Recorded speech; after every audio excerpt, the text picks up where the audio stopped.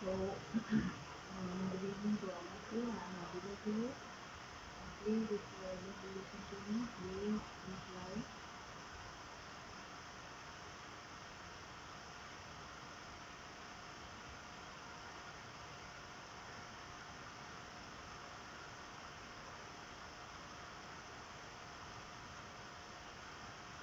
Yes, Sita, how are you? Good evening. How are you, Sita? Everything is fine.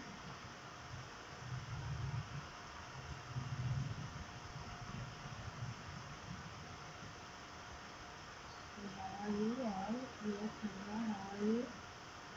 My voice is audible to you. Please let me know.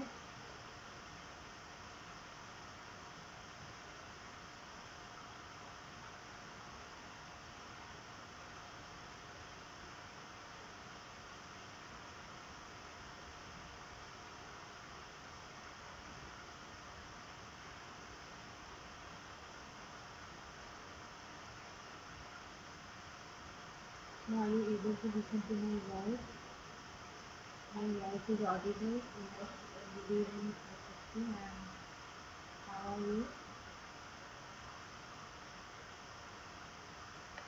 My voice is audible to all of you. Please let me know.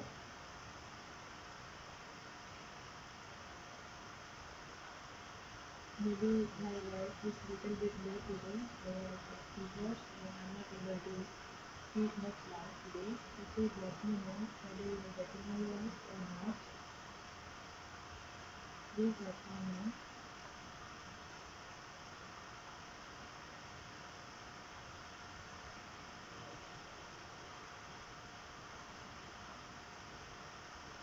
Please let me know.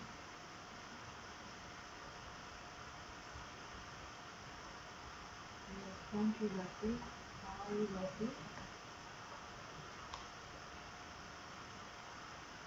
Sorry, because of some technical reasons, not able to, open the video today.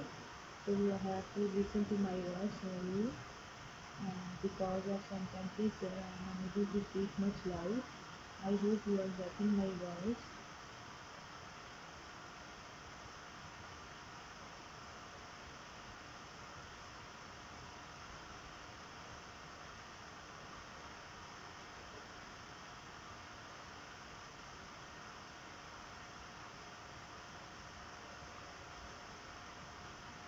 So I hope you are getting it. Yes, Mega, I am speaking very loud. So I request all of you to please put your headphones because I am speaking very loud. Yes, yes. Try to take the headphones or earphones along with you. Then my voice will be clear to all of you. So please, my suggestion is to put your headphones.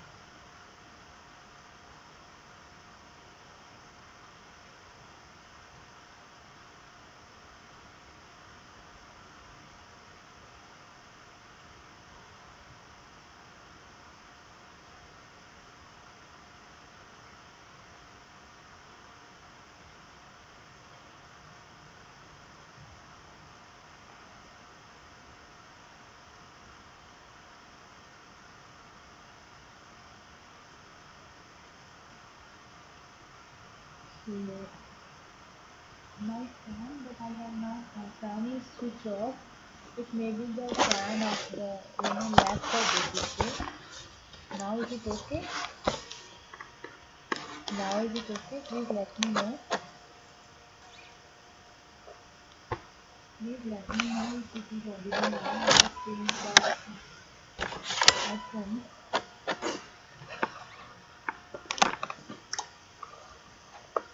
I hope it is okay now.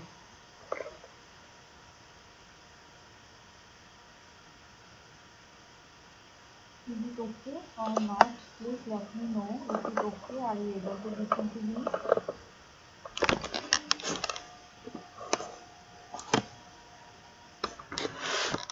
Now is it okay? Is it okay for all of you? Because I just switch everything right now. Yes, children, good evening, good Divya. Are you able to listen to me? Richa, are you able to listen to me now? Richa, please reply. Richa, Neha, Sandhya, are you able to listen to me now? Okay, okay. Thank you, Shakti. Thank you, love.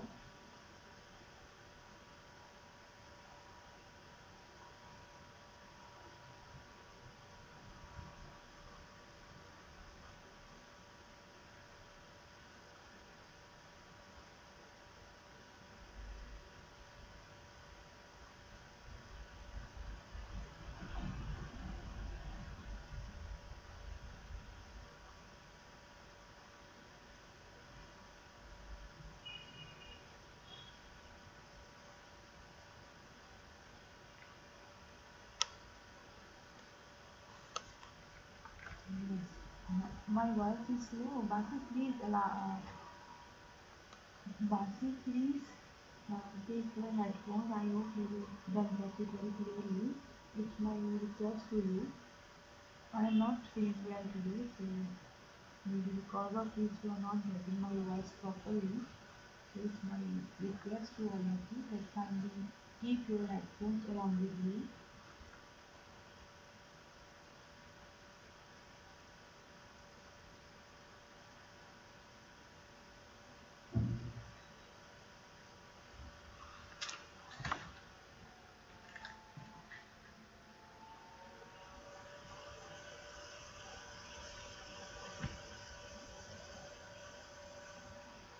So now are you able to listen to me?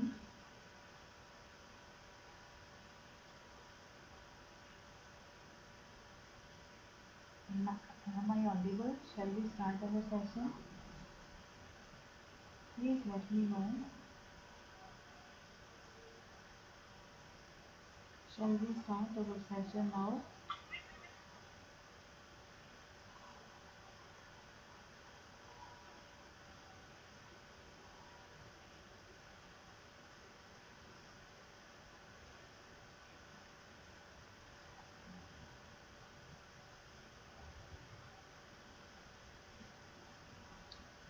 So may I start now?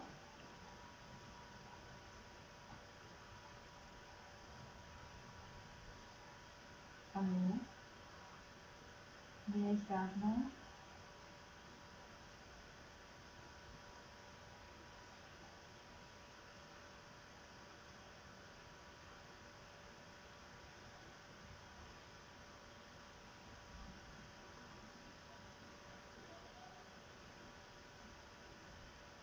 So please let me know. May I start now? Okay, thank you, Rita.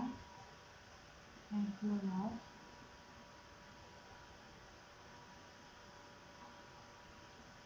Okay, thank you, Basi.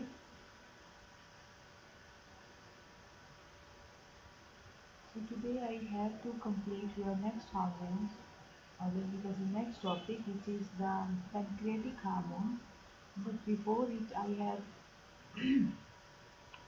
one more topic left related to adenocorticoids. So first I will complete that topic and then we will start our pancreatic hormones. So let me share the screen with all of you.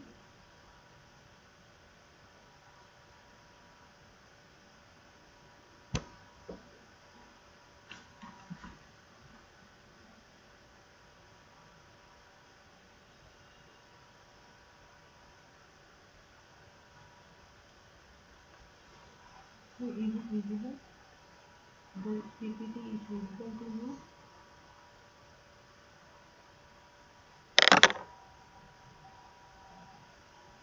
It is the only small topic which is left yesterday.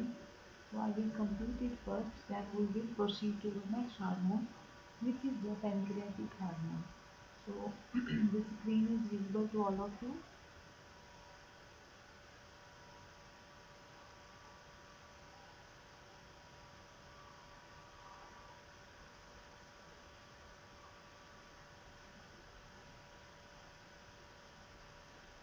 So I hope it's visible to you. I am just going to start the presentation.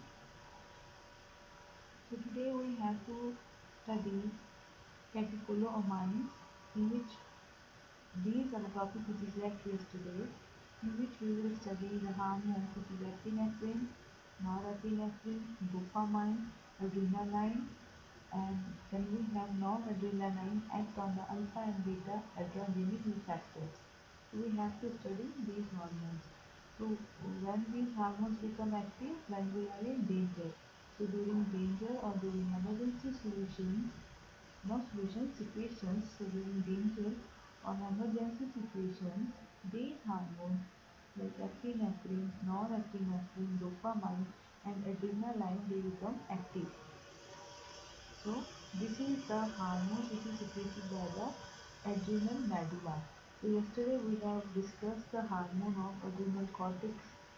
That means we have three layers of adrenal cortex, zona radicularis, and another three one there, zona fasciculata, zona reticularis, and zona glomerulosa in case of cortex. But now today we have to study the medullary region. So what happens in adrenal medulla? We have a syncytial ganglion. Postganglionic neurons have lost their axons and become secretory cells. They are stimulated by preganglionic nerves, reaching the brain by substantive nerves. So in the adrenal medulla, we all know that glycocorticoid concentration is high in the blood draining from cortex to medulla, because glycocorticoids are the hormones of cortex, so they are more in the cortical region as compared to the medullary region. After hypophysiotomy, glycocorticoid secretion of the blood falls. Glycocorticoids necessary for normal development of adrenal medulla. So for the development of adrenal medulla, we need the glycocorticoids which are secreted by the adrenal cortex. Now what happens? These are during the conditions of deficiency that glycocorticoid secretion is reduced during the fetal life.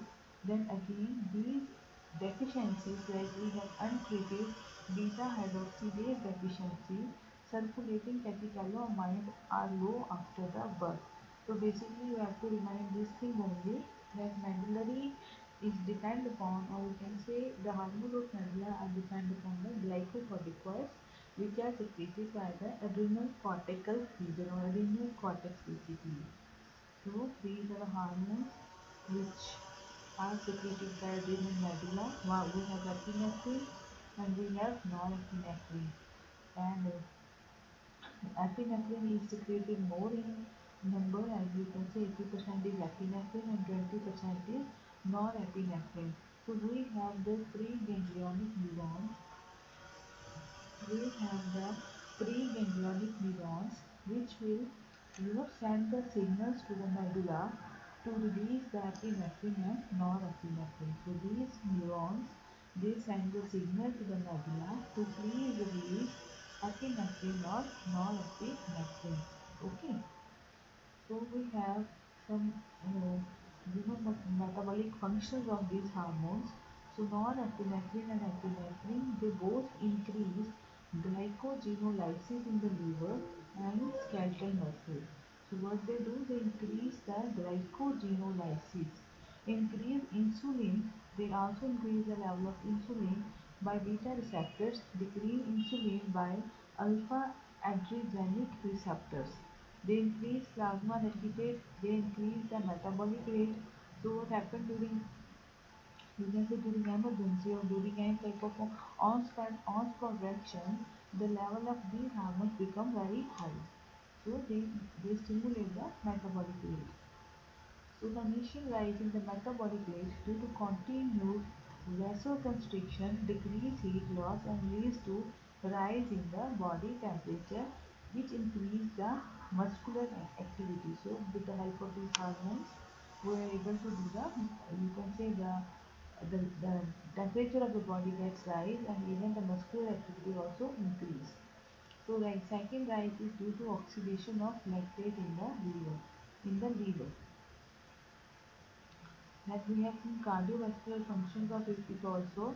It increases the force and rate of contraction of the heart, mediated by beta 1 receptors. So basically what these hormones do, you all know that when we are in sudden danger or immediately some we get something, what happen, our heartbeat increase or our heart pump very fast. So obviously they will increase the rate of contraction of the heart, and the muscles which are involved, they are the cardiac muscles, and increased myocardial contractility may cause extra systoles and arrhythmias. So this is the cardiovascular movement which gets increased. Then we have norepinephrine, vasoconstriction in most if not at all organs by alpha receptors. So what it does, epinephrine dilates the blood vessels in the skeletal muscle and the liver by beta receptors, decrease total peripheral resistance. So we have norepinephrine and we have epinephrine. So what norepinephrine will do? Increases the systolic blood pressure, force of contraction. So by norepinephrine hormone, the blood contraction or heart contraction is more, or you can say the BP or the blood pressure becomes high, or little bit, there is a little bit more pumping of the blood basically. In case of epinephrine also increase the systolic blood pressure, force of contraction. Norepinephrine increases total peripheral resistance, but epinephrine decreases the resistance. Similarly, norepinephrine increases the diastolic blood pressure and epinephrine decreases the diastolic blood pressure. Then this is another thing which is done by these hormones, like carbon metabolism gets increased. So they both cause glycogenolysis, fat metabolism will increase. Then we have smooth muscles, the relaxation will be there. So all these are the, you can say, effect of the epinephrine and non-epinephrine hormones. So when they will release, so they are increased in emergency situation. Their secretion is reduced during sleep when we are in the sleeping mode, but they are increased during emergency, during stress, if you are taking some type of stress, during any type of fight or flight mode, during exposure to cold, and even during hypoglycemia, the level will become high. Then we have another hormone which is known as dopamine. So what is basically dopamine? What is do? Its function is renal and mesentery vasodilation by dopamine-generic receptors. Everywhere else, vasodilation by releasing the norepinephrine. Increase the systolic blood pressure, does not affect the diastolic blood, used in the treatment of traumatic and cardiogenic shock. So causing natriuresis inhibits sodium potassium ATPase. So let me show you the functions of it basically. So we have three important hormones. We have epinephrine hormone, also known as adrenaline. We have norepinephrine hormone, known as non-adrenaline, and we have dopamine. And this is the way of synthesis of these catecholamines. We all know that they are synthesized from the way of their synthesized, or the dopamine, non-epinephrine, and the epinephrine. Like from L-phenylalanine we are getting tyrosine, from tyrosine we are getting dopa, and from it we are getting dopamine. From the dopamine we are getting non-epinephrine, and from the non-epinephrine, by the presence of certain enzymes, we are getting epinephrine. So this is the synapses, or you can say dopamine metabolism, how they receive the signals and they will perform the functions of the body. This is the thing, that these catecholamines, either epinephrine or epinephrine or your dopamine, they will be normally occur when a nerve impulse enters the terminal and triggers one or more vesicles to release their contents into the synaptic cleft. Then we have catecholamine depletion also, where there is a sediation and depressive symptoms are there. So we have some sediation, or you can say depressive symptoms which are present. These are the functioning of the all the catecholamines. From tyrosine we are getting dopa, from dopa we are getting dopamine, From this we are getting norepinephrine. From norepinephrine we are getting epinephrine. So these are the only the function, or you can say only the pathways of these epinephrine and norepinephrine, but we have to know the functions of it only. I hope you will be able to get it. I think it's quite easy to do because these hormones are epinephrine and norepinephrine along with dopamine. They are the catecholamines. They are secreted by the adrenal medulla. And one more thing, I will share the PPT. So you go through with this PPT. If you will be unable to get anything or you are not able to collect the points or the important things, then we will revise it again. So that is all for the catecholamines. Now we will move further to our next hormone, which is known as pancreatic hormone, which we have to do. In pancreatic hormones, our main focus is on the insulin as well as glucagon. So are you able to get it? Shall we move further? Please let me know. Are you able to get it? Shall we move further?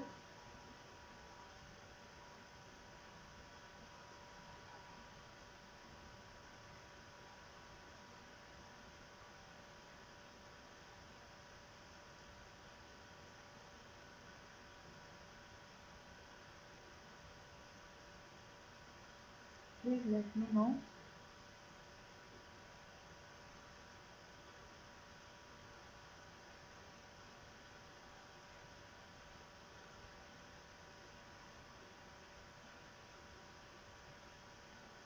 So now we will start the pancreatic hormones. In pancreatic hormones, we have to study basically the insulin and glucagon. So I will start a little bit, then we will see the video of these hormones. So what are the pancreatic hormones? Both insulin and glucagon are synthesized as large pre-prohormones in the endoplasmic reticulum. These prohormones are formed. Most of this is further cleaved in the Golgi apparatus to form the hormone, or you can say peptide fragments, before being packed in the secretory granules. In the case of beta cells, insulin and connecting peptide are released into the circulating blood in equimolar amounts. So we have to study this one, insulin. Insulin is a polypeptide containing two amino acid side chains, one of 21 amino acid and another of 30 amino acid, connected by disulfide bridges. So we have insulin, which consists of two amino acid side chains and they are connected by the disulfide bridges, and glucagon is a straight chain polypeptide of 29 amino acid residues. So we have insulin, which consists of two amino acid side chains connected by disulfide bridge, and we have a glucagon, which is a straight chain consisting of 29 amino acids. So both insulin and glucagon circulate unbound to carrier proteins and have short half-lives of 6 minutes only. So their half-life is very less. Approximately 50% of the insulin and glucagon in blood is metabolized in the liver. Most of the remaining hormone is metabolized by the kidneys. So their processing is done either in the liver or also in the kidneys. So this is a pancreas. They have some digestive functions. They have some secretory functions also. They secrete insulin, glucagon, and they also secrete other hormones, which is amylin, somatostatin, and pancreatic polypeptide. But in your lecture series, we have only glucagon and insulin, which we have to discuss. So we all know that this is the pancreatic hormone. This is placed right to the stomach or the duodenum, and they have if you are able to see, they have the ducts basically here. So duct cells secrete aqueous solution, and we have also acinar cells which will secrete they will secrete the digestive enzymes. So they have the specific function. And endocrine portion of pancreas, we have islet of Langerhans also, which will secrete basically the insulin hormone. So we have hormones which is insulin and glucagon. So yes, this is the islet of Langerhans, in which we have beta cells, we have alpha cells, delta cells are also present. So beta cells will secrete insulin, alpha cells will produce glycogen, not glycogen, it's glucagon, then delta cell produce metastatin.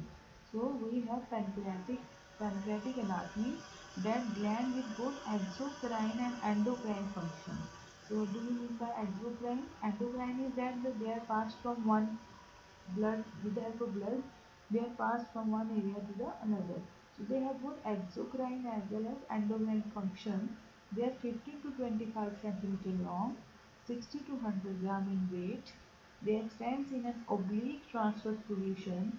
Part of pancreas is head, neck, body and tail.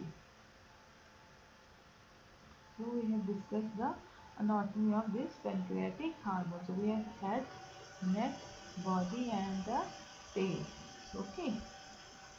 So then physiological anatomy of the pancreas, as we all already see it, that we have two major types of tissue.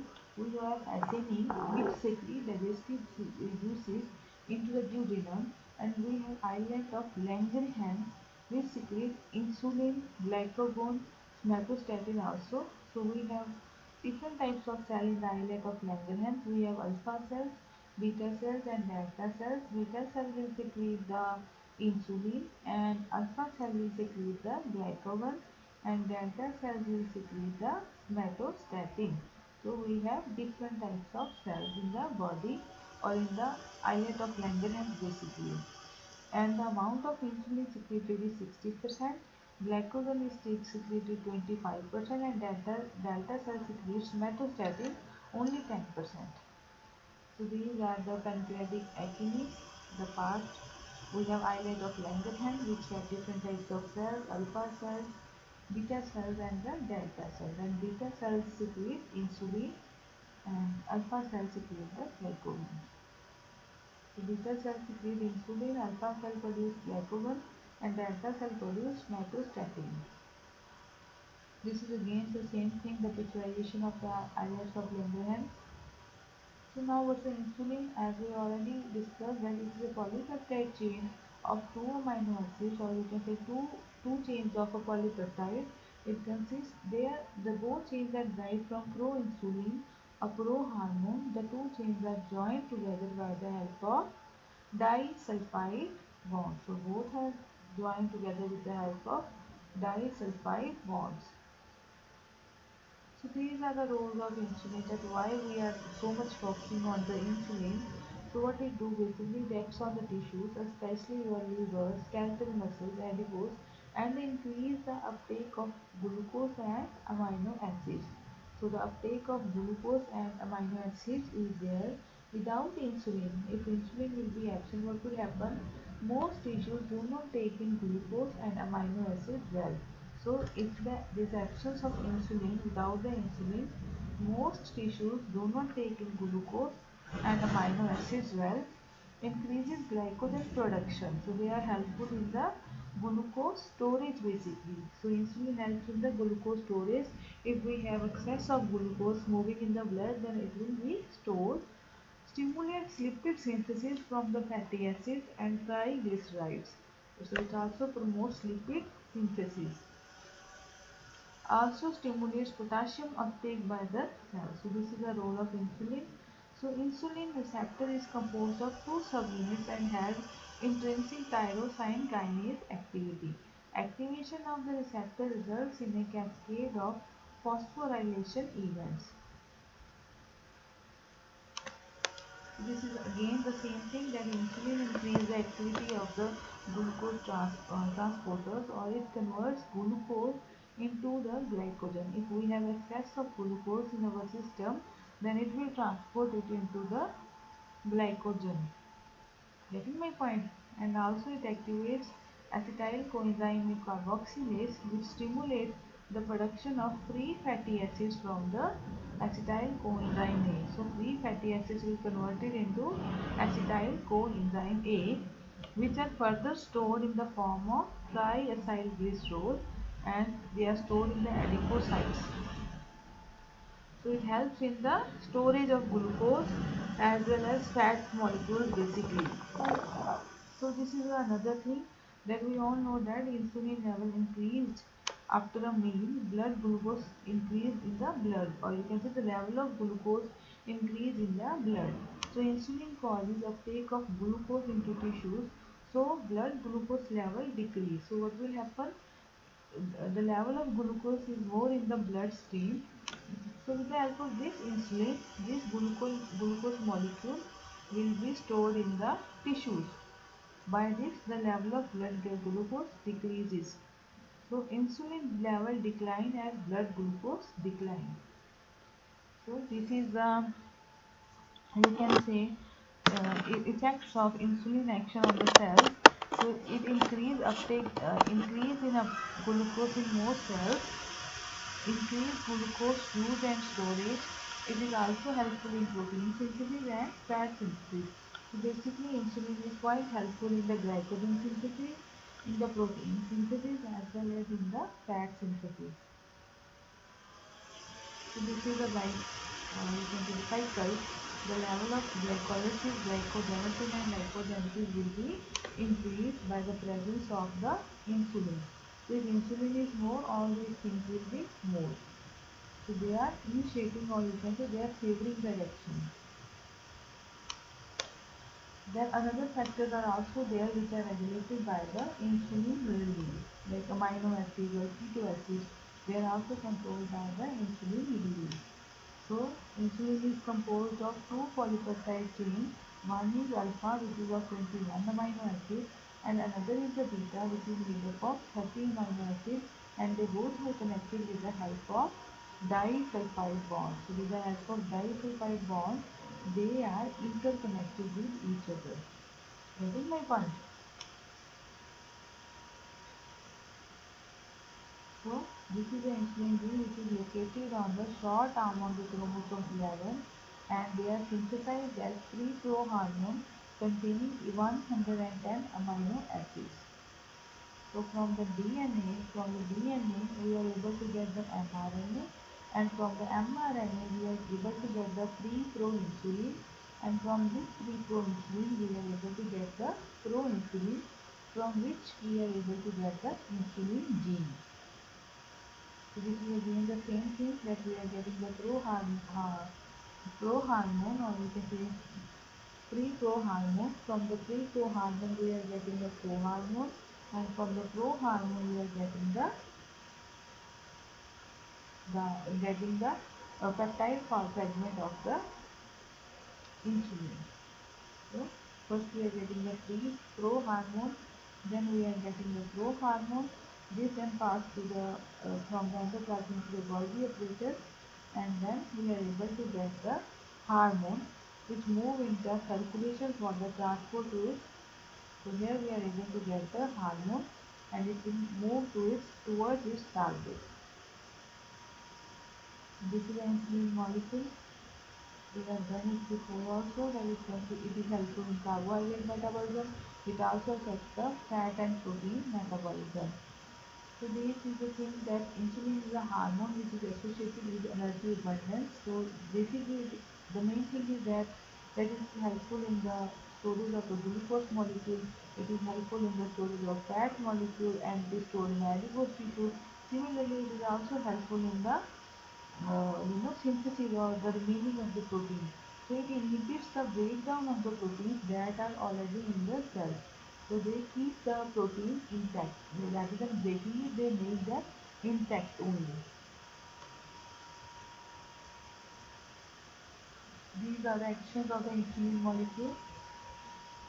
How they are acting. The effect on the carbohydrate metabolism, I already told you that it causes uptake, storage and use of glucose by almost all tissues of the body, but especially by the muscles, adipose tissue, as well as by the liver molecules. Then we have the next hormone, which is the, so this is again which is the lack of effect of insulin, or you must say glucose uptake and use by the brain. So insulin has a little effect on uptake or use of glucose in the brain. Instead, the brain cells are permeable to glucose, The brain cells are the brain cells are quite different from most other cells of the body in that they normally use only glucose for energy and can use other energy substrates such as fats only with difficulty. So, brain is solely dependent upon the glucose for their energy or for the any type of activity. We will go through it once again. If you will not able to get it, then let me know. Then we have another hormone which is the glucagon. Glucagon is what basically it is also called hyperglycemic hormone. Most of the action of this glucagon are achieved by activation of adenyl cyclase in hepatic cell membrane. The binding of glucagon to the hepatic receptor results in activation of adenyl cyclase and generation of second messenger cyclic AMP, which in turn activates protein kinase leading to phosphorylation that results in the activation or deactivation of a number of enzymes. So we have glucagon which promotes hyperglycemia and it greatly enhances the availability of glucose to the organs of the body. So what glucagon basically do, it provides or it enhances the ability of the glucose to the organs of the body and it stimulates glycogenolysis. So it stimulates the release of glucose into the blood. Like insulin is doing the storage, but here it is helpful in the release of the glucose into the blood. So it stimulates glyconeogenesis. Then we have another effects of glucagon also occurs only when its concentration rises well above the maximum normally found in the blood, activates adipose cell lipase making increased quantity of fatty acids available to the energy system of the body. It enhances the strength of the heart. It increases the blood flow in some tissues, especially the kidneys. It enhances bile secretion. It inhibits gastric acid secretion, and also glucagon inhibits the storage of triglycerides in the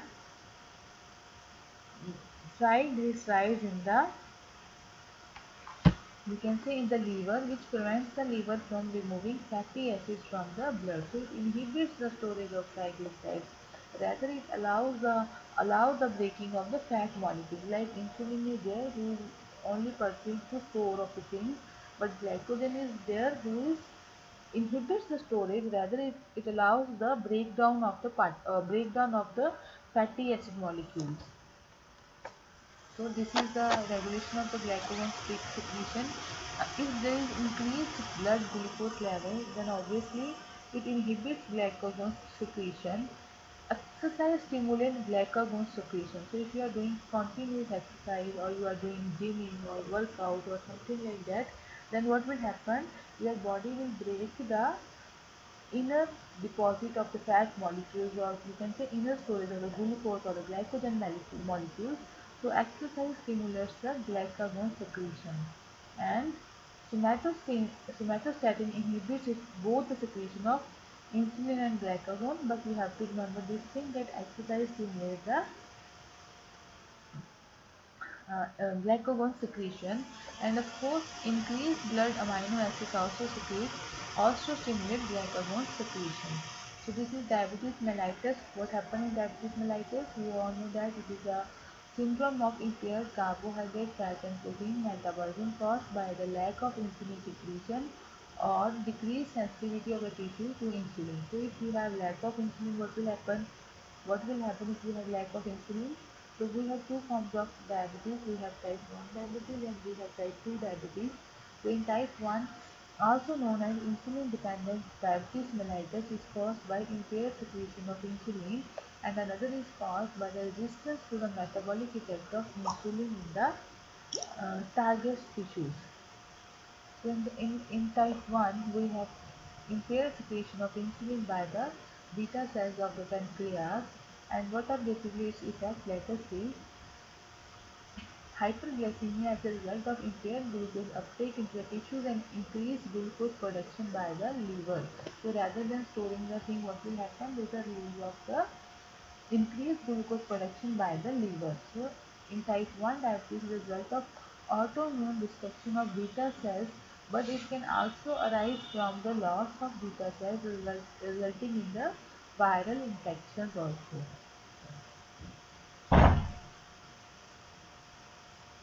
So depletion of protein is there because decreased synthesis and increased catabolism.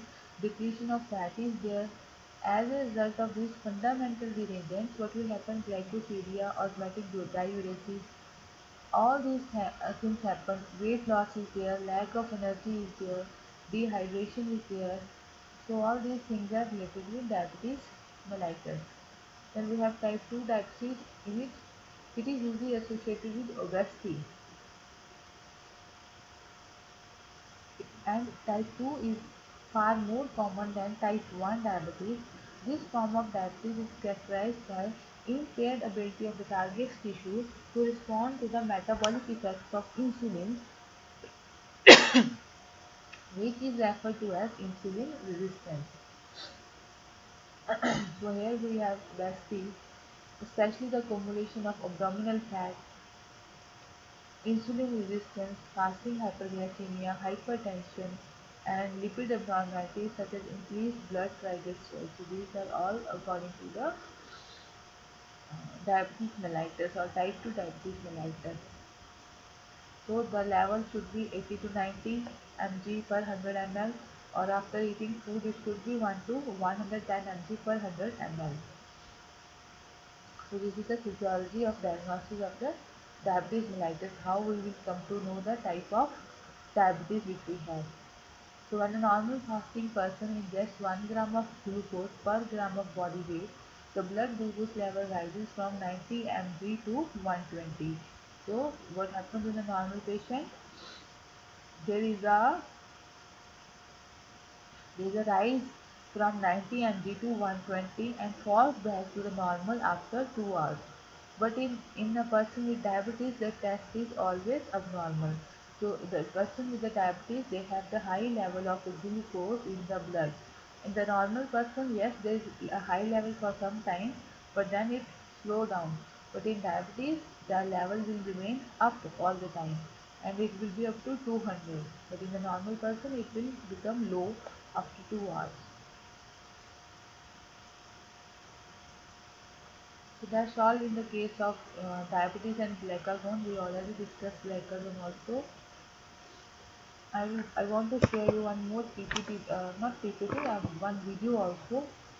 Let me show it to you. So by which you are able to get it more.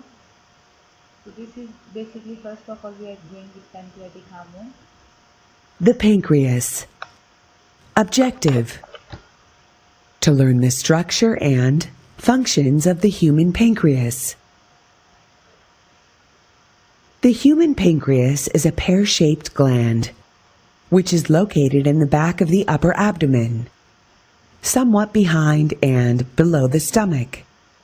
The head of the gland is the widest part and lies in the curve of the duodenum. The gland tapers and extends upward, ending near the spleen. The pancreas is composed of 2 types of tissues: the exocrine portion, which secretes digestive enzymes,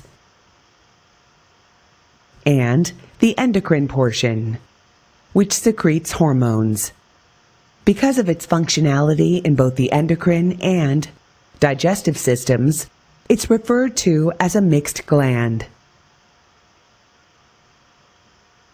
The exocrine portion of the pancreas secretes a pancreatic juice that contains digestive enzymes and bicarbonate. This fluid flows into the small intestine, where it further breaks down carbohydrates, proteins, and lipids. Groups of distinct cells called the Islets of Langerhans, named after the 19th century German pathologist Paul Langerhans, are scattered more heavily in the tail of the pancreas. The islets of Langerhans are composed of 3 types of cells, alpha and beta being the 2 primary ones, and delta being the third. In response to dropping levels of blood glucose, the alpha cells secrete the hormone Glucagon, which raises blood glucose levels. The beta cells secrete the hormone insulin in response to a rising level of circulating glucose. Insulin regulates sugar metabolism and helps to maintain normal sugar levels in the blood.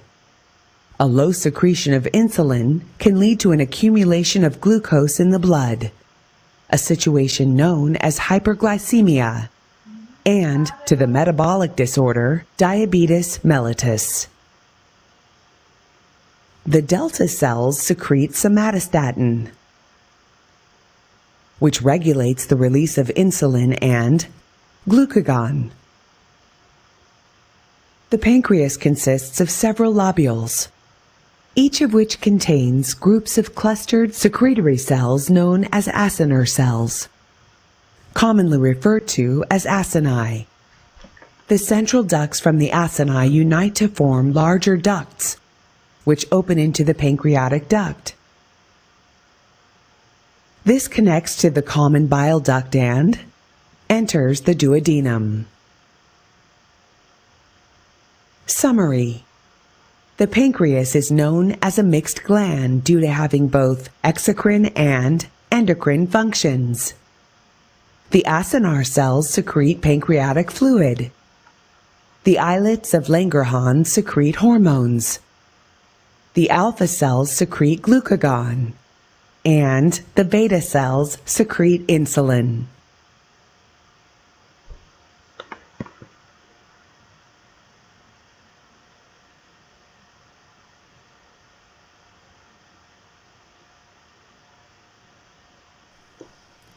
We previously learned that starches, which are a type of carbohydrate, begin to break down in the mouth due to enzymes found in your saliva.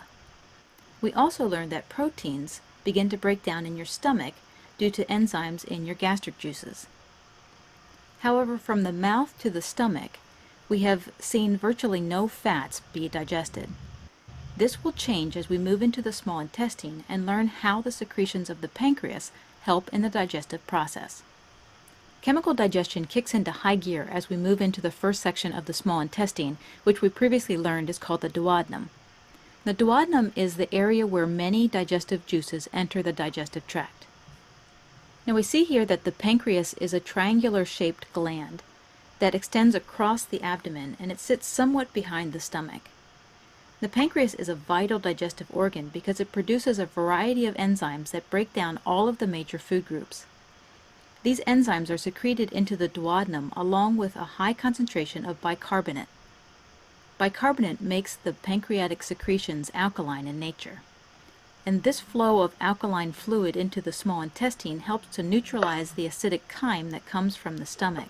We previously learned that chyme is the term that we use for the partially digested food mass that's just passed out of the stomach.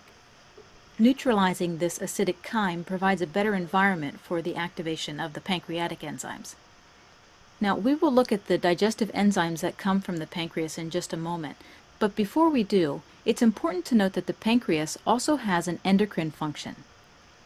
Now, we previously learned that a gland can be either an exocrine gland, meaning that it secretes substances out through a duct, or an endocrine gland, meaning that it secretes hormones directly into the bloodstream. In the case of the pancreas, we see that it has both exocrine and endocrine functions.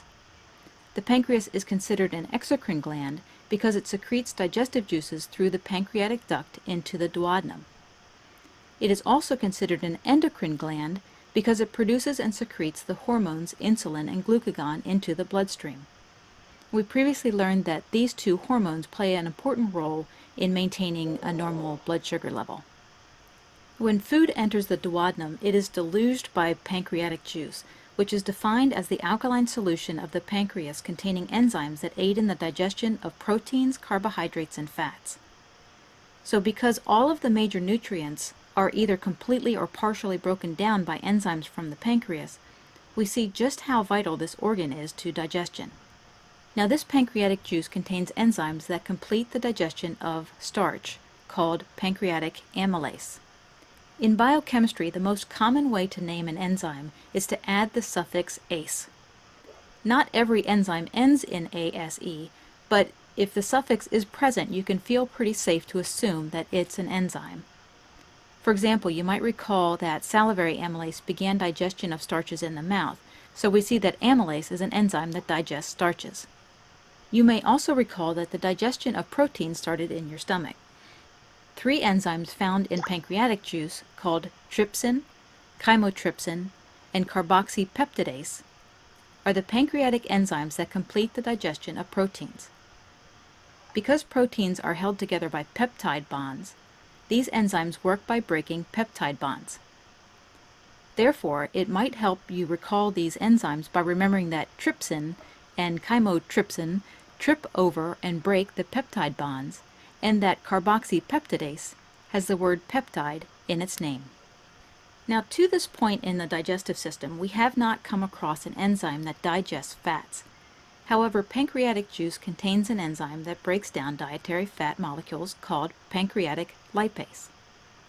Now, fat digestion is a little different than the digestion of carbohydrates and proteins.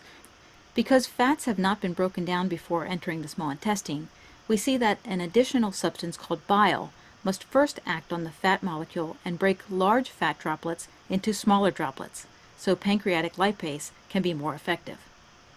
We'll learn more about how bile helps pancreatic lipase do its job in a later lesson. Let's review.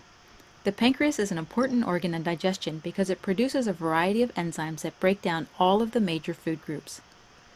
In addition to the enzymes, your pancreas also secretes bicarbonate, which makes the pancreatic secretions alkaline in nature.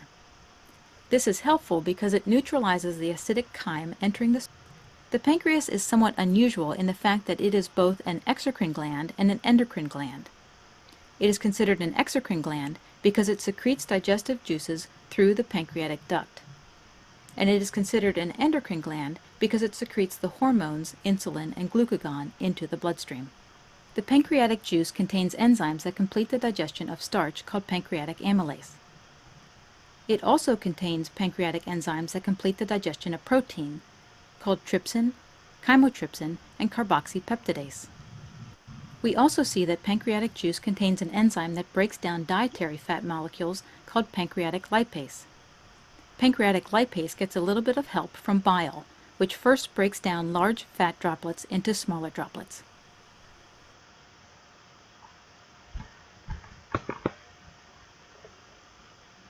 Share the method all of you.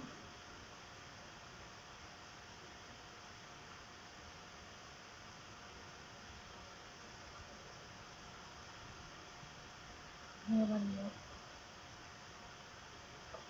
We have one more pancreatic video.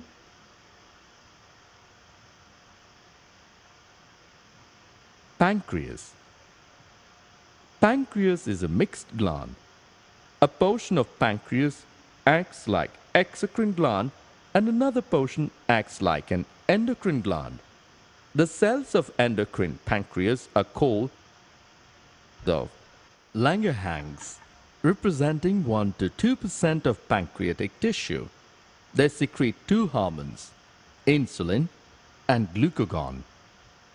1. Insulin. The hormone is produced by beta cells of Islet of Langerhans. It is a peptide hormone which plays a major role in the regulation of glucose homeostasis. Insulin promotes the conversion of glucose to glycogen in liver and muscle that is stored in these tissues for future use.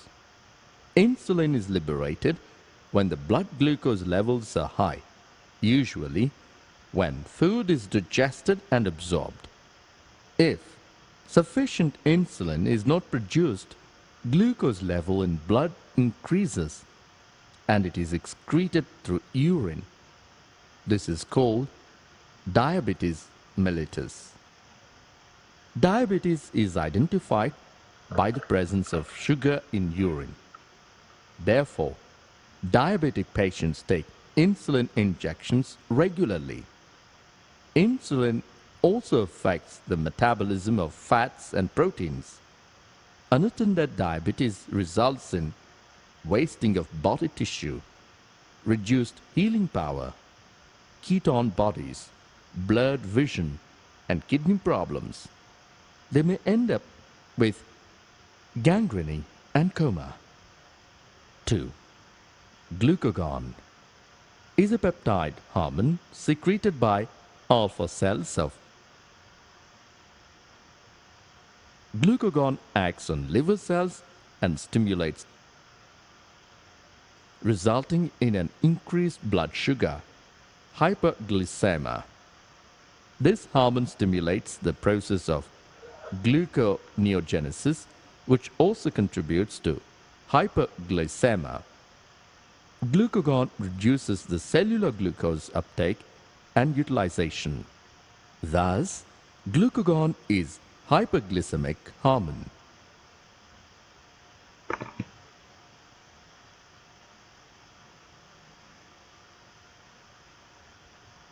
I hope you are able to understand the pancreatic hormones very well. So is it clear to all of you? Is it clear?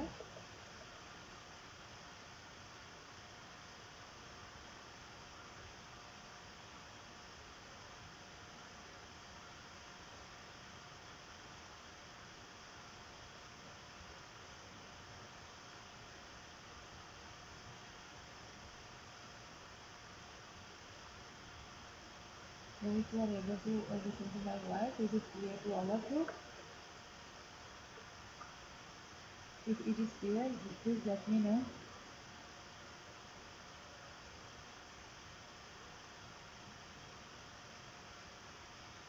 Yes, yes. Thank you, Justice. Thank you, Baki. So I think that's all for today. And we have only one little hormone which is left, or only one small topic which is left, which we will do tomorrow. And then we will have our last session only. That is on tomorrow we will cover our last session. And after which you have to send me your review papers only. I hope you will do it. Okay. So if you have anything to ask, please let me know.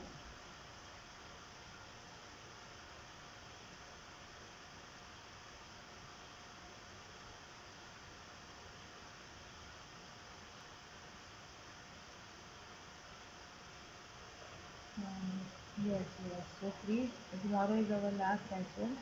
So I request all of you to be here along with me.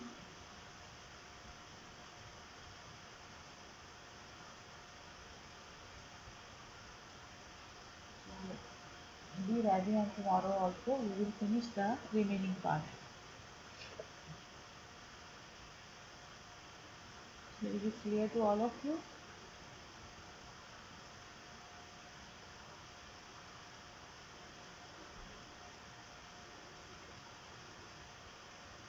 So that's all from my side. Good evening and a very good night to all of you.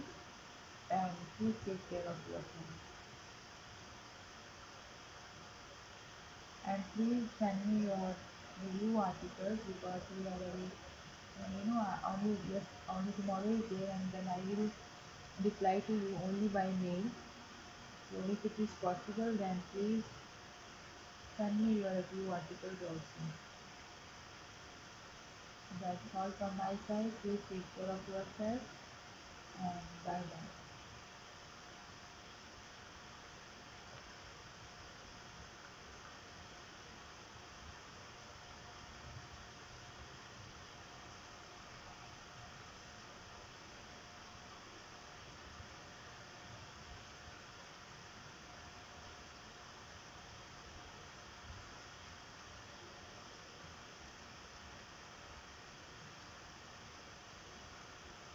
So it's my request to all of you that please send me your review papers. So please send me your review papers and take care of yourself.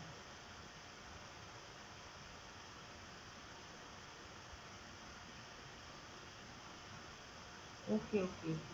So please send me your review papers as soon as possible. Please send it to me.